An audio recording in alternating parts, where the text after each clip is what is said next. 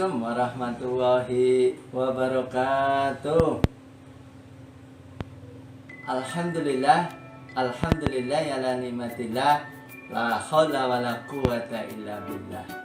Amma ba'du. Apa kabar anak-anak? Semoga kalian semua dalam keadaan sehat walafiat, serta kita selalu dalam lindungan Allah Subhanahu wa taala. Bertemu kembali dengan Pak Muhlim, Guru Sejarah Kebudayaan Islam kelas 6. Anak-anak, sebelum kita mulai pembelajaran kita pada kali ini, mari kita bersama-sama bermohon kepada Allah Subhanahu wa taala, semoga apa yang kita pelajari pada hari ini dimudahkan oleh Allah Subhanahu wa taala dan ilmu kita bermanfaat. Sama-sama kita awali dengan baca basmalah. Bismillahirrahmanirrahim. Baiklah anak-anak, bertemu kembali dalam pembelajaran SKI kelas 5 materi upaya Nabi Muhammad dalam menegakkan kesepakatan dengan kelompok non-muslim. Ya, kita lihat ini adalah pokok bahasanya. Nah, dalam upaya Nabi Muhammad menegakkan kesepakatan dengan non-muslim ini ada 3. Yang pertama, Piagam Madinah sebagai kesepakatan perdamaian. Nah, yang kedua ada perjanjian Hudaybiyah sebagai komitmen damai Rasulullah dengan kafir Quraisy. Yang ketiga, Nabi Muhammad menjalin komunikasi dengan raja-raja non-muslim.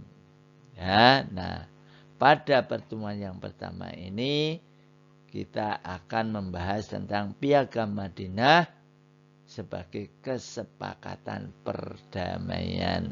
Tentunya perdamaian yang ada di Madinah. Selanjutnya, yang menjadi tujuan pembelajaran kita pada kali ini, diharapkan kalian dapat menjelaskan upaya Nabi Muhammad dalam menegakkan Piagam Madinah. Yang kedua, diharapkan kalian dapat menemukan makna tersirat cara-cara upaya Nabi Muhammad dalam menegakkan Piagam Madinah. Oke ya, kita lihat materinya. Piagam Madinah atau konstitusi kesepakatan perdamaian. Apa sih sebetulnya Piagam Madinah itu? Piagam Madinah adalah kesepakatan antara umat Islam dan non-muslim untuk hidup berdampingan dengan rukun dan damai di Madinah. Ingat ya, di Madinah itu tidak hanya orang Islam saja, di sana ada Yahudi juga, ya, ada Nasrani juga. Jadi di Madinah itu penduduknya tidak Muslim semua, gitu ya. Maka Piagam Madinah ini merupakan, sekali lagi Bapak ulang, Piagam Madinah merupakan kesepakatan antara umat Islam dan non-muslim untuk hidup berdampingan dengan rukun dan damai di Madinah. Tentunya setelah Rasulullah hijrah dari Mekah ke Madinah. Iya, kita lanjut. Ini masih masalah Piagam Madinah. Merupakan dokumen yang menghargai hak-hak asasi manusia. Ya, ini dia Piagam Madinah merupakan dokumen yang menghargai hak asasi manusia. Ternyata anak-anak, hak-hak asasi manusia itu sudah dicanangkan, diperjuangkan oleh Rasulullah jauh sebelum PBB membuat HAM, ya, hak asasi manusia, human rights, ya. Pada tahun 1948 human rights ini dideklarasikan oleh PBB di Paris, Prancis. Ya. Ternyata HAM ini sudah dibuat oleh Rasulullah jauh sebelum ada HAM oleh PBB. Rasulullah sudah membuat, luar biasa anak-anak Rasulullah itu ya. Dalam rangka untuk apa? Memberikan rasa aman dan damai dalam bernegara di Madinah. Tuh, ya, luar biasa. Selanjutnya, Piagam Madinah menjadi dasar bermasyarakat yang harus ditaati semua pihak. Ya, kesepakatan itu isinya harus ditaati semua pihak. Kalau enggak, ya tidak tercapai kedamaian, tidak tercapai kerukunan. Oke ya. Nah, Piagam Madinah menjadi dasar aturan atau konstitusi pertama di dunia. Nah, ini tadi buktinya. PBB itu baru belakangan, baru tahun 1945. Rasulullah udah tahun jauh sebelum PBB mengumumkan, ya, 1000 tahun yang lalu, ya, sudah membuat kesepakatan sebagai hak asasi manusia. Luar biasa. Nah, ya. Oke. Selanjutnya kita lihat pengaruh Piagam Madinah terhadap kehidupan masyarakat di Madinah. Apa saja? Yang pertama, mampu mendamaikan dan mengikat berbagai kelompok suku dan golongan dalam masyarakat Madinah. Ya, dulu zamannya Rasulullah belum sampai di Madinah, suku itu saling berebut ingin jadi pemimpin. Apa yang terjadi? Ribut, perang, tidak damai, tidak rukun.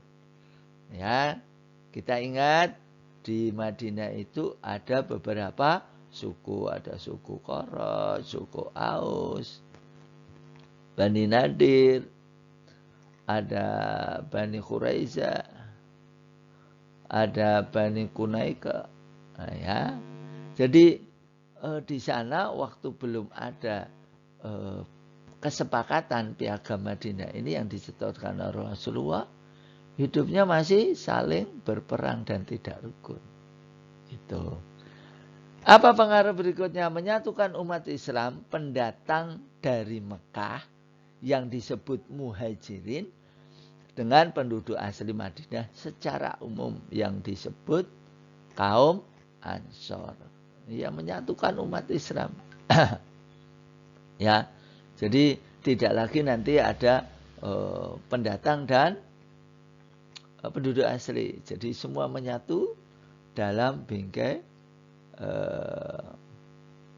umat Islam. Ya, bersaudara karena seiman, jadi tambah rakat, tambah rukun, jadi satu. Itu ya, menyatu. Berikutnya, pengaruh Piagam Madinah menjadi dasar aturan hidup bermasyarakat sesama bangsa Madinah. Tidak hanya sesama Muslim, juga menjadi aturan dasar hidup bermasyarakat dengan non-Muslim, hidup berdampingan. Ya. Madinah benar-benar menjadi ibu kota bagi umat Islam karena waktu itu umat Islam menjadi mayoritas. Ya. Ya, hidup berdampingan dengan muslim sama dengan di negara kita. Di negara kita itu banyak juga non-muslim, banyak mayoritas muslim. Jadi kita tetap hidup berdampingan, rukun, dan tidak ada perpecahan, baik ras, agama, dan lain-lain. Nah, kalau di Indonesia diikat dengan Bhinneka Tunggal Ika, walaupun berbeda-beda, tapi tetap satu Indonesia, gitu ya. Di persatuan di Indonesia diikat itu. Ya, nah, tentu pedoman hidupnya adalah bagi kita yang hidup di Indonesia adalah Pancasila, yang ada 5 sila itu. Ya, itu pegangan hidup bagi orang yang hidup di Indonesia. Oke, lanjut ya.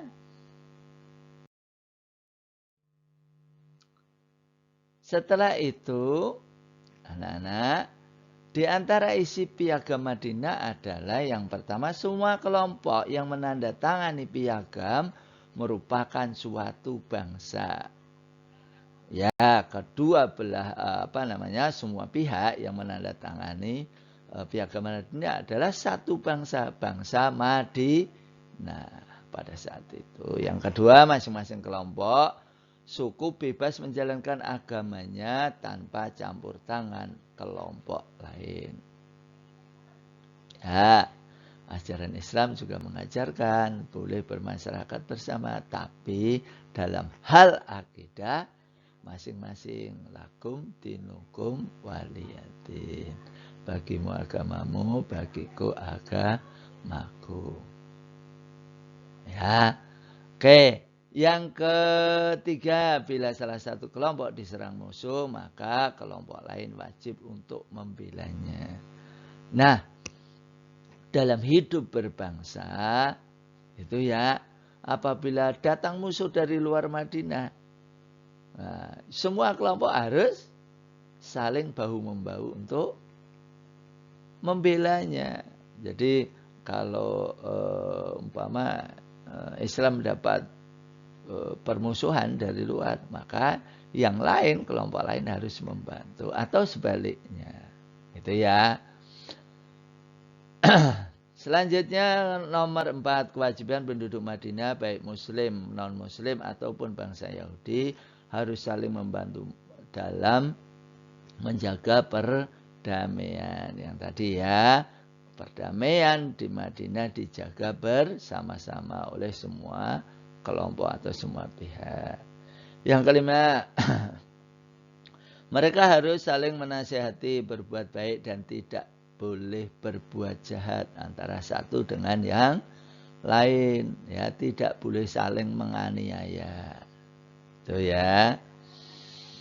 Nabi Muhammad adalah pemimpin seluruh penduduk Madinah dan beliau menyelesaikan masalah yang timbul di antara kelompok tersebut. Nah, Rasulullah sendiri yang akan menyelesaikan apabila ada masalah yang timbul di antara kelompok ya yang ada di Madinah.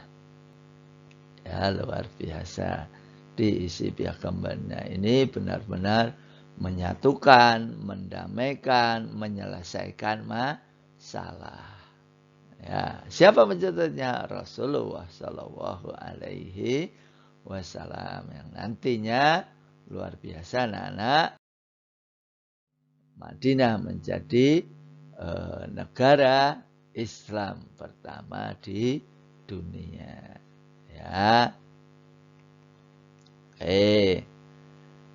baiklah anak-anak, sampai di sini pertemuan kita.